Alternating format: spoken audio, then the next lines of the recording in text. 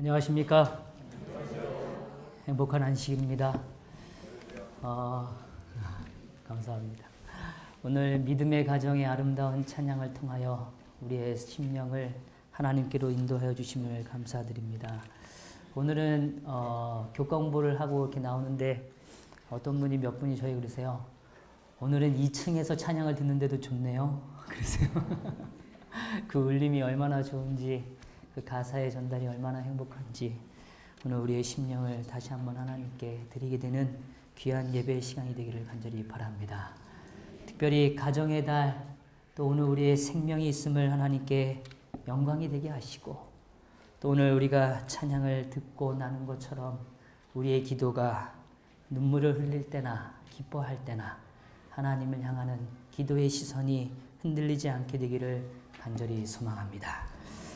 오늘은 누가복음 14장 15절에서 24절까지에 있는 말씀을 기초로 오소서 모든 것이 준비되었나이다 라는 제목으로 말씀을 나누기를 원합니다.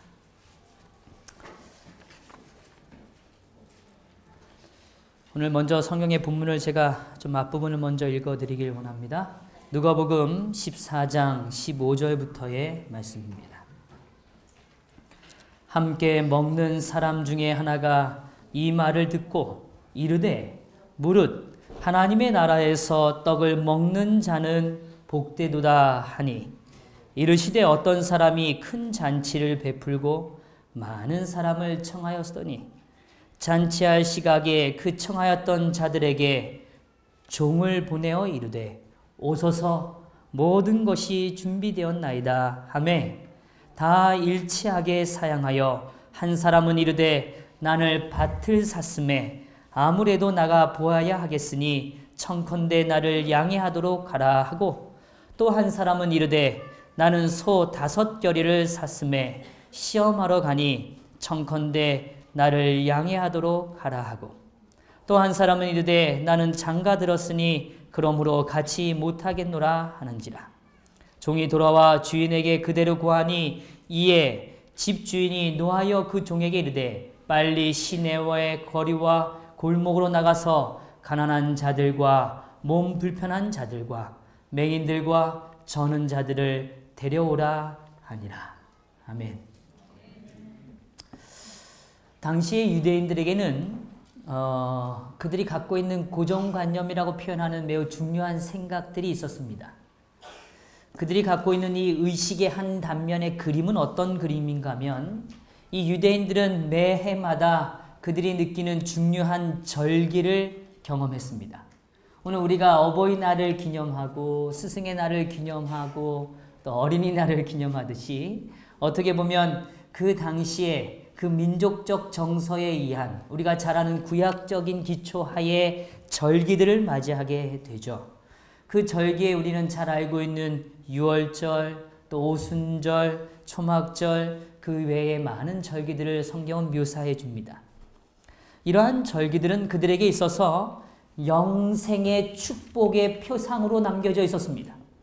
이러한 절기를 맞을 때 그들은 절기를 통하여 그 한 가지 사건과 그 절기가 말하는 의미도 이해했지만, 그러나 그 절기를 통하여 궁극적으로 그들이 깨닫는 것은 내가 오늘 살아가는 이 인생이 이 땅의 나그네의 인생이 아니라, 오늘 나그네의 인생임에도 불구하고 오늘 이 땅에서 그저 스쳐가는 인생이 아니라 분명히 우리는 어디에 갈 거라는 것이요.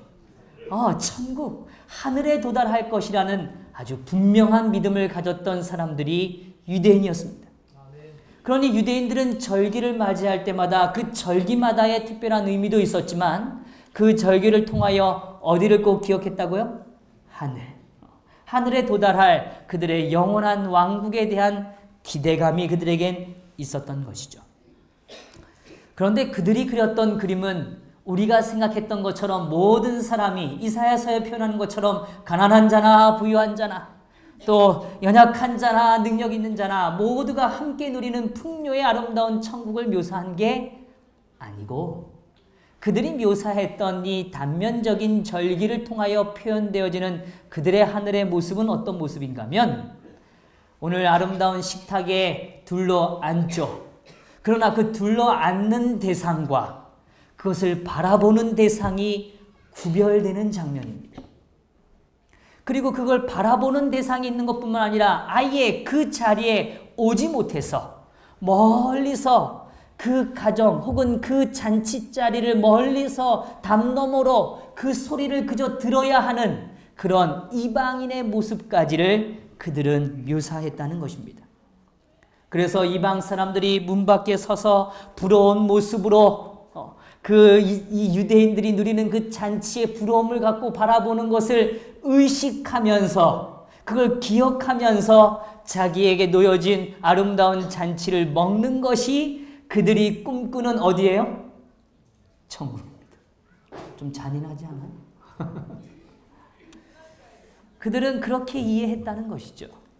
그래서 오늘 그들은 장차 아브라함과 이삭과 야곱과 함께 앉아서 먹게 될 큰 잔치, 아주 귀한 잔치를 이야기하지만 그 이야기의 또 다른 한 단면은 그 잔치에 뭐하지 못하는 사람요? 함께하지 못하는 사람, 참여하지 못하는 사람들이 느끼는 슬픔과 아픔에 대하여 이해하는 게 아니라 오히려 그들과 같이 않음에 대하여 그들은 뭐 했어요? 감사했습니다. 성도 여러분, 오늘 우리는 이 땅을 살아가면서 무엇으로 인하여 감사하셨나요? 지난 한 주는 우리는 어떤 삶으로 인하여 하나님께 감사를 드리셨나요? 오늘 우리는 혹시라도 오늘 이 바로 유대인들처럼 오늘 우리가 누리는 축복에 어떤 이들은 그 축복에 이르지 못했음에도 불구하고 나는 오늘 그 축복에 누리기 때문에 오히려 그들로부터 부러움을 받고 있기 때문에 내 삶은 행복하다고 생각하시나요? 오늘 그렇다면 오늘 우리에게 허락하신 이 말씀이 오늘 진정한 하늘의 축복을 깨닫는 이해의 시간이 되기를 간절히 소망합니다. 오늘 주님은 그 부분을 우리에게 설명해 주시기를 원하시는 겁니다. 오늘 하늘에서 누리는 진정한 식탁의 아름다운 그 잔치의 아름다움은 어떻게 아름다워질 수 있는 것인지, 그것이 왜 그런 아름다움을 우리에게 열리게 되는지를 주님은 말씀해 주기를 원하시는 것입니다. 오늘 우리는 이 땅에서도 여전히 잔치를 베푸면서 살아갑니다. 어떤 분들은 얘기할 거예요. 저는 뭐 잔치 해본 적이 없는데요. 그런데 다 잔치를 해보셨을 겁니다. 제가 우리끼리 비밀이에요. 첫째 애는 돌잔치를 해줬습니다. 둘째 애는 얘기하지 않겠습니다. 그런데 사진은 찍었어요. 그런데 가끔 둘째가 저한테 묻습니다. 아빠, 나는 잔치 때 뭘 잡았어? 그러면 제가 뭐라고 얘기하는지 아세요? 넌 말씀을 붙들었지. 그렇게 농담으로 얘기를 합니다. 사실 우리는 우리의 인생이 잔치의 어떤 연속성에 있어요. 그런데 오늘 우리가 느끼고 우리가 이해하는 잔치에 대한 이해가 오늘 정말 하나님이 원하시는 거룩한 잔치의 의미를 우리는 갖고 있는가 하는 거예요. 엘렌 화이트는 이 부분에 대해서 이렇게 표현해 줬어요. 유대인들은 현세나 내세에 대한 하나님의 축복을 저희 혼자만 가지려고 생각했었다. 현세나 내세에 대한 하나님의 축복을 누구만요? 자기 혼자만. 그리고 더 더불어 이렇게 표현했어요. 그들은 이방 사람들에게 하나님의 자비를 나누어 주려 하지 않았다. 그러니까 이 두 가지는 사실 한 가지 이야기입니다. 오늘 우리가 잔치를 함께 하기를 원하지 않을 땐 오늘 이 잔치는, 이 축복은 누구의 것만이 되기를 원해요? 나의 것만이 되기를 원하죠. 그런 사람일수록 나누는 일은 절대 꿈꿀 수 없습니다. 그 잔치는 나누는 게 아니라 나만을 위한 잔치이기를 원하시는 거죠. 오늘 여기에 대해서 이렇게 또 표현했습니다. 이 비유를 통해 유대인 자신들이 바로 그때 하나님 나라에 들어오라는 자비의 초청을 거절하고 있었다는 것을 보여주셨다. 여기 매우 중요한 표현이 있습니다. 다시 읽어드릴게요. 이 비유를 통해서 유대인 자신들이 바로 그때, 언제예요?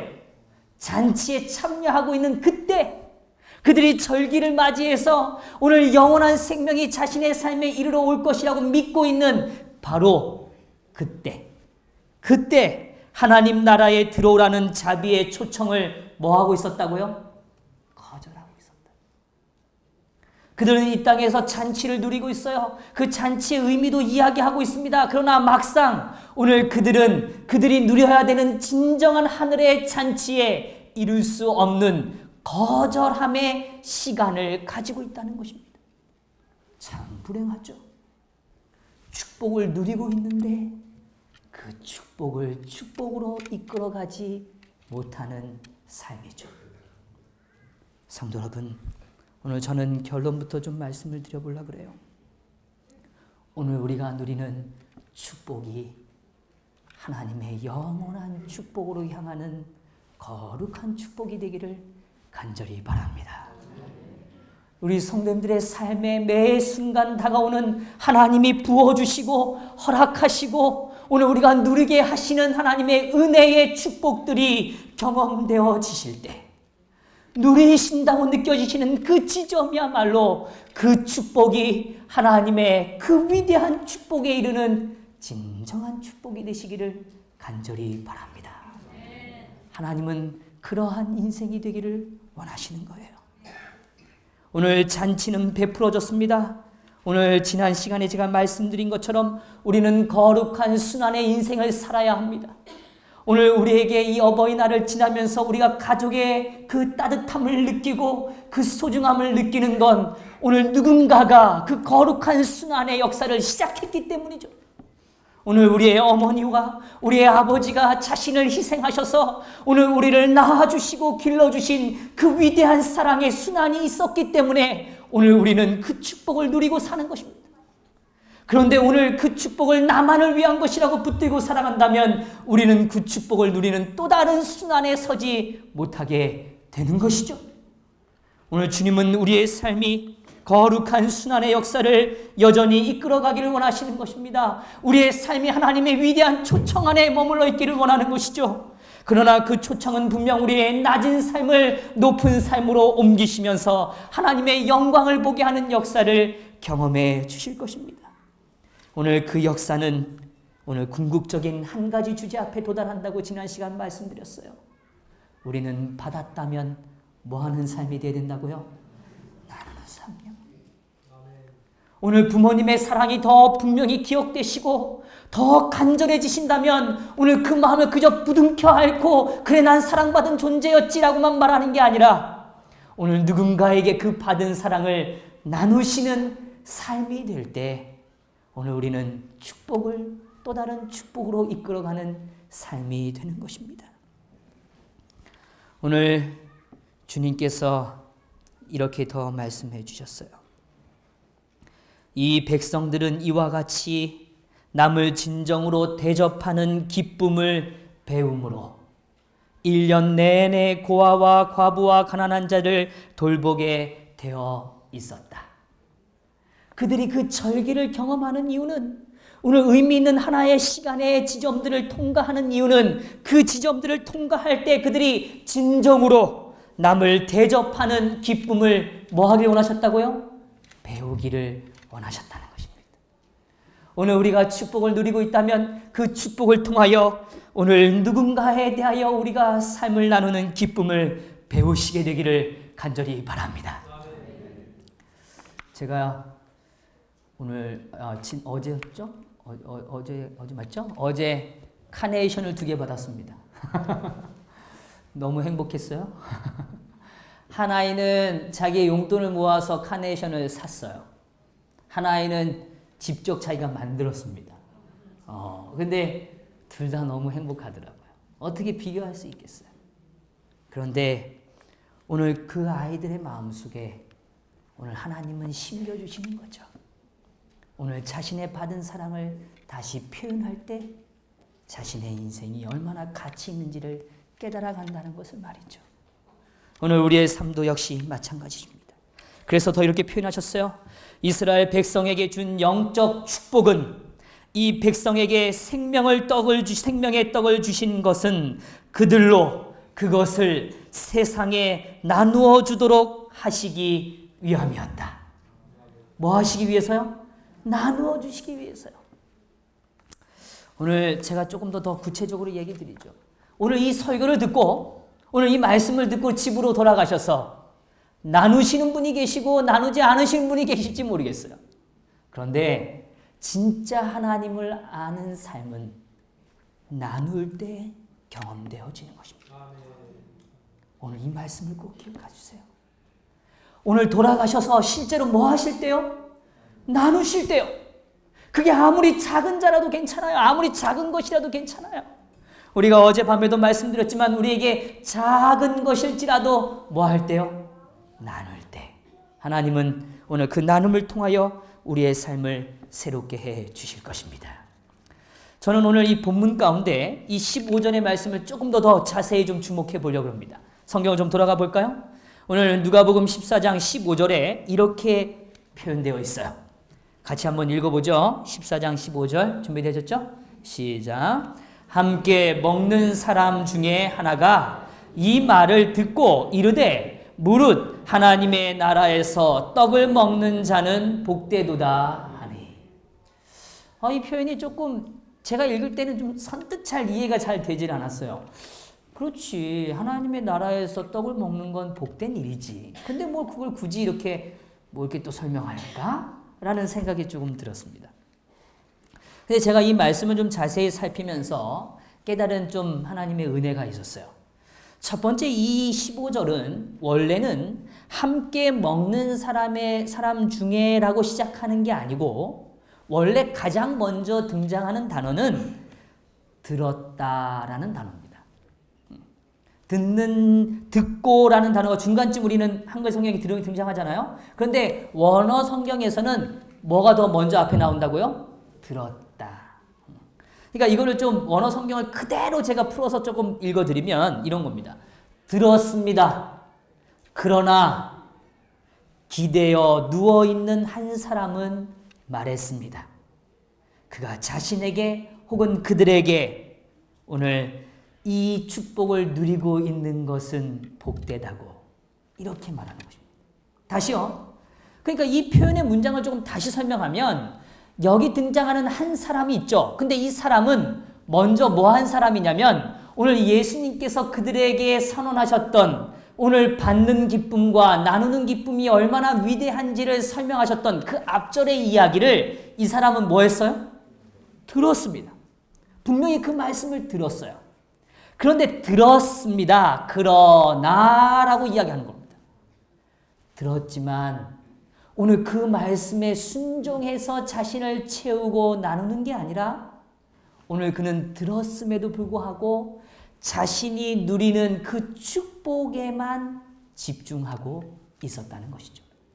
자, 조금 더 설명을 드리면 들었어요. 그런데 이 본문에서 함께 먹는 사람 중에 하나라고 표현되었는데 아마 우리 성도님들이 가지고 있는 성경에 보면 이 부분에 이게 숫자가 표기되어 있을 겁니다. 그리고 그 밑에 그걸 더 설명해 줄 거예요. 근데 이 설명을 내려가 보면 이렇게 표현되어 있어요. 5장 29절 나뇌주를 보라 이렇게 되어 있는 경우들이 많으실 겁니다. 그래서 그러면 우리가 5장 29절 한번 가보시죠. 누가복음 어디요? 5장 29절. 5장 29절에 가보면 이렇게 표현해요. 레위가 예수를 위하여 자기 집에서 큰 잔치를 하니 세리와 다른 사람이 많이 함께 앉아있는지라 이렇게 표현합니다. 그렇죠? 그런데 이 앉아있는지라고 표현되어진 이 단어에도 대부분의 성경은 또 숫자가 표기될 겁니다. 그리고 밑에 그 부분을 또 설명해 주셨어요. 뭐라고 표현했냐? 기대어 뭐예요? 누워있는지라. 이 표현이 무슨 얘기인가 하면 오늘 당시의 유대인들은 식사를 할 때 그냥 앉아서 우리가 이해하는 식탁에 앉아서 먹는 개념이 아니라 어떻게 해서 먹었어요? 누워 먹었습니다. 이렇게 말하면 정말 완전히 누웠다고 오해하시지 마시고요. 어떻게 하면 기대어 누워 있는 것입니다. 누구에 기대서요? 옆에 있는 사람. 특별히 함께하는 사람. 그래서 함께하는 사람에게 기대서 지금 뭐 하고 있는 거예요? 음식을 먹고 있는 것입니다. 그러니까 그 사람들에게는요, 잔치에 갔을 때 무엇을 먹었냐보다도 그들의 기억 속에 가장 기억에 남고 중요한 관점은 누구 옆에 앉았느냐 하는 거예요. 누구의 삶과 함께 호흡했느냐, 누구를 의지했느냐 하는 것이 더 이 잔치의 핵심되는 주제예요. 그렇기 때문에 오늘 다시 본문으로 돌아오면 함께 먹는 사람 중에 하나라는 이 표현은 의도적으로 지금 누가는 기록하는 것입니다. 그냥 식사하는 게 아니고요. 정말 옆에 예. 네. 효과음이 아주 좋았습니다. 오늘 모든 분들이 다시 집중해 주셔서 감사해요. 자, 그래서 오늘 여기 등장하는 이 소위 함께 앉았다는 이 표현은 단순히 먹는 데 가치가 있는 게 아니라 옆에 기대서 앉아 있는 것을 더 표현해 주는 표현입니다. 그러니까 오늘 그는 자신이 있는 위치가 너무 만족스러운 것입니다. 자신의 자리가 너무 완벽해요. 그래서 오늘 이 자리가 너무 좋기 때문에 이 자리에 함께하지 못한 사람의 마음과 그들이 오늘 이 자리에 함께하기를 원하는 마음이 그의 마음에 뭐예요? 없는 것입니다. 그래서 그는 이렇게 말하는 거예요. 제가 잘 들었습니다, 예수님. 그런데 그것도 뭐 중요할 수 있지만 그건 뭐 중요합니까? 제가 오늘 누리고 있는 이 삶이 그저 완전해 보이니 그것으로 뭐 합니다? 좋습니다. 오늘 이렇게 말하는 거예요. 오늘 그것이 이 성경의 표현입니다. 그래서 오늘 여기 등장하는 이 복되도다라는 이 표현을 조금 더 기억하면 이 복되도다라는 단어가요, 즐겁도다 혹은 행복하다라는 표현입니다. 그러니까 이 표현을 쓸 때는 그냥 즐거운 게 아니라 이렇게 아주 자신 있는 즐거움을 얘기하는 겁니다. 즐거워. 오늘 내 인생이 너무 행복해. 너무 완전해. 내 인생은 너무 완벽해서 사실 부러울 게 없어. 라고 말하는 것과 같아요. 제가요, 어떤 소설 가운데 등장하는 표현을 통해서 접했던 표현입니다. 우리 성도님들 잘 아시는 표현일까요? 이 카르페 디움 아시죠? 인생을 뭐하라? 즐겨라 라는 단어입니다. 현재를 즐겨라. 사실 이 카르페 디움이라는 이 단어는 라틴어입니다. 근데 이 라틴어에서의 이 카르페 디움은 원래는요, 이 카르페라는 단어는 뽑다라는 뜻이에요. 무엇인가를 뽑아내다는 뜻이에요. 그리고 그 다음에 이 디움이라는 단어는 단순히 날이라는 의미입니다. 그러니까 어떤 한 날을 뽑아내는 거예요. 너무 가치 있고 너무 귀하기 때문에 그 날을 뭐 하는 거예요? 받아들이는 개념입니다. 그런데 사실은 이 이야기를 어떤 한 소설에서는 억압되어 있는 아이들의 인생을 향하여 한 선생님이 얘기하죠. 너의 인생을 뭐 해라? 즐겨라. 오늘을 즐겨라. 그게 죽은 시인의 사회라는 작품에서 나오는 표현입니다. 근데 원래의 의미는 이 단어는 이 호라티우스라는 한 사람이 자신의 식구 가운데 기억되어 있는 표현입니다. 근데 그 식구에는요, 이런 표현들이 등장해요. 신들이 그대 혹은 나에게 무슨 운명을 줄 것인지 알려고 하지 말게나. 미래가 무엇이든 간에 우리에게 주어진 운명을 견디는 것이 훨씬 훌륭한 것이라네. 오늘 신께서 너에게 더 많은 겨울을 나게 해주시거나 혹은 이것이 일생의 마지막 겨울이거나 지금 이 순간에도 오늘 우리는 점점 하나의 과정을 거치네. 지금 우리가 말하는 동안에도 질투하는 시간은 이미 흘러갔을 것이라네. 그리고 마지막 문장이 이것입니다. 카르페 디움. 오늘을 붙잡게 미래의 최소한의 기대를 걸면서. 그러니까 지금 제가 오늘 설명드린 매우 중요한 건 오늘 인생을 살아가면서 세 가지 유형의 인생이 있다는 것입니다. 하나는 오늘을 즐기는 인생이 있어요. 그래. 오늘 잘 살면 되지. 그리고 오늘 잘 살면 내일도 뭐 될 거야. 라고 생각하는 삶이 있는 인생이 있습니다. 그런데 또 다른 한 인생은 먼저 미래의 일을 땡겨서 나의 것으로 생각하는 거예요. 오늘 우리가 말하는 소위 김칫국부터 마시는 인생입니다. 그런데 역설적으로 오늘 여기 등장하는 우리가 보았던 이 사람은 자신의 인생을 영원한 천국에 도달할 것까지 미리 뭐예요? 생각하는 사람이에요. 세 번째는 오늘 저희가 함께 꿈꾸는 인생입니다. 구원을 확신함으로 오늘을 감사하는 인생입니다. 오늘 구원을 확신함으로 내일에 대한 막연한 기대감도 아니고 내일에 대한 자만심도 아니고 오늘 내일에 분명히 이루실 하나님의 역사를 바라봄으로 오늘을 감사하고 나누는 인생, 그것이 바로 하나님이 오늘 우리에게 주시기를 위하는 진정한 축복의 인생이 되는 것입니다. 오늘 성도 여러분, 오늘 우리가 주님 안에서 우리의 축복을 나누는 인생이 되기를 간절히 바랍니다. 오늘 우리의 축복이 오히려 우리의 삶을 저해하는 아픔이 되지 않게 되기를 간절히 바랍니다. 축복으로 인하여 만족하다고 말해서 오늘 내 삶을 만족하는 이야기로 끝나는 인생이 되지 않게 되기를 간절히 바라는 것이죠. 오늘 그래서 저는 오늘 나눠드린 이 문구 가운데 주보에 제가 이렇게 기록해 두었어요. 우리의 선택이 영적 사역에 초점을 맞추기를 원하는 것입니다. 오늘 우리가 이 땅의 축복의 시선이 머물 때는 오늘 우리는 하나님이 주시는 더 거룩한 영혼의 축복, 영생의 축복을 잃어버릴 수 있다는 것입니다. 오늘 그래서 주님은 이 메시지 가운데 이렇게 말씀하셨어요. 이 바리새인은 자신이 천국에 들어가기에 합당한 자격을 갖추었는지는 생각하지 않고 자기가 천국에서 누리게 될 축복만을 생각했다. 이 사람은 한 말은 결국 잔치에 참석한 손님들의 마음을 그들의 실제적인 의무에 관한 주제로부터 떠나게 하려는 것이었다. 그는 청중의 생각을 현세에서 의인들의 부활이 있는 될 먼 장래로 옮기려고 생각했다. 그 다음에 이렇게 표현했어요. 그는 그들에게 장래의 축복에 참여하기 위해서는 바로 당장에 저희가 하여야 할 일이 있다는 것을 보여주셨다. 오늘 하나님이 하시는 일이 있어요.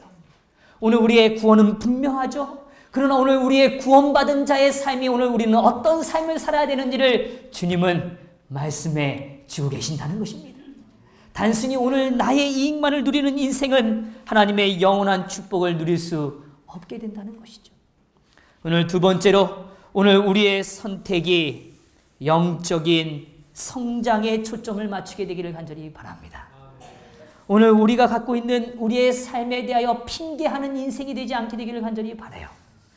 오늘 성경의 본문을 좀 돌아와 보면 우리가 잘 아는 이야기입니다. 18절부터의 말씀을 좀 보시죠.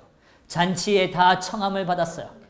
그런데 그 청함에 대해서 이렇게 말합니다. 다 일치하게 사양하여 한 사람은 이르되 나는 밭을 뭐 했어요?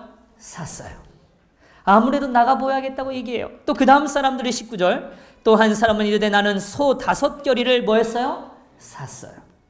또 20절요. 한 사람은 이르되 나는 뭐 했어요? 장가를 들었습니다.